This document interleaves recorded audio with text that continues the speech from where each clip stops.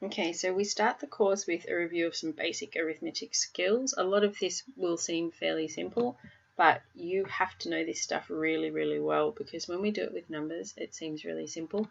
But when we start introducing algebra, it becomes more complicated, and if you don't understand these things, then you're going to be in all sorts of trouble.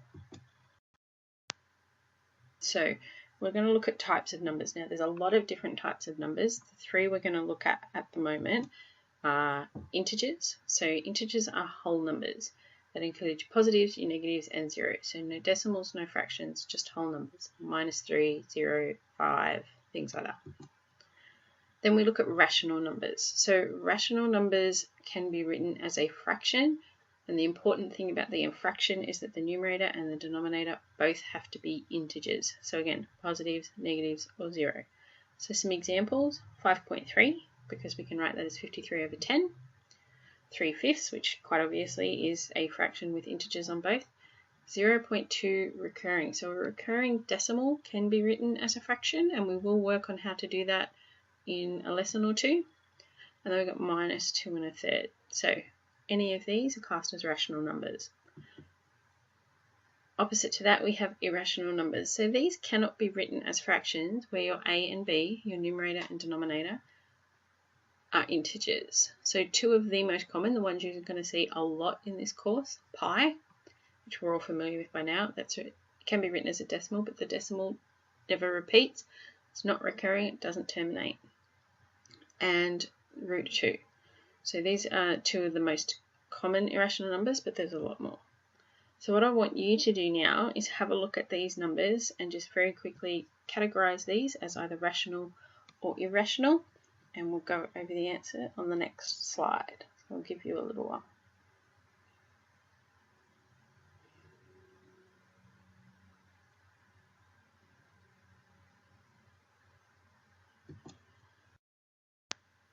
Okay, so the first number on our list was √5, which hopefully you guys categorized as irrational.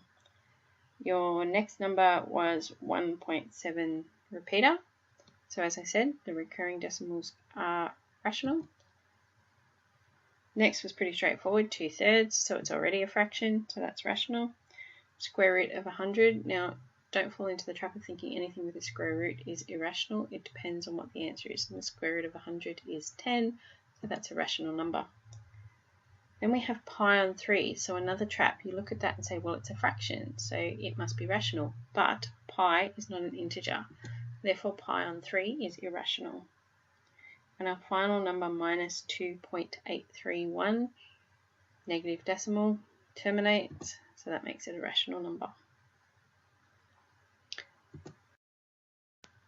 Okay, so the next thing we need to do a quick review of is order of operations. Now, if you get this wrong, everything you do after getting that wrong is going to be total garbage. So make sure you know this stuff properly and you do it right every time. Because it's easy enough to say, oh, well, the calculator will work it out, but we're going to do it algebraically and your calculator can't do that for you. So hopefully we all know that we start with brackets. Then after that is exponents. So that's indices. Exponents is just a fancy word for powers of. Okay. Then we do multiplication and division, and that goes from left to right. So don't think you always do times before you do divide. You do whatever appears on the left side before you do what's to the right of it. The same goes for addition and subtraction. Works from left to right. And that becomes very important when you look at questions like this. So I want you to work out the three answers for this, and here's my little test on whether or not you are doing what you're supposed to be doing at home. You won't get the answers until next lesson, so I'll want you to answer that. Now the last thing we need to look at before we can start the first exercise is rounding. Hopefully this is something that you guys are very comfortable with. The most important thing I can tell you in this part is only round off your final answer. There will be times when you're working with decimals within a problem. Nobody wants to have to write out 10 digits, but unfortunately that's what we need to do, because if you round off too early, you'll end up with a rounding error and your final answer will not be correct. So only round off at the final step. So first I want you to round off 17,836 to the nearest 1,000. Hopefully we can do that very easily. Answer is 18,000. Looking at decimals, if we have a decimal 0.638271, and I want you to round that off correct to 1 decimal place and then 2 decimal places. So to 1 decimal place, your answer should be 0.6 because the number after the 6 is less than 5, so we round down. If we want to round up to 2 decimal places, so we need to keep the first 2 digits, the 6 and the 3, we look at the next number, it's an 8, so we round that up to 0.64. That's everything you need to be able to start the first exercise. It's exercise 1.1. It goes from page 7 to 9. We are going to be working on that in class, so you can start now or do it then.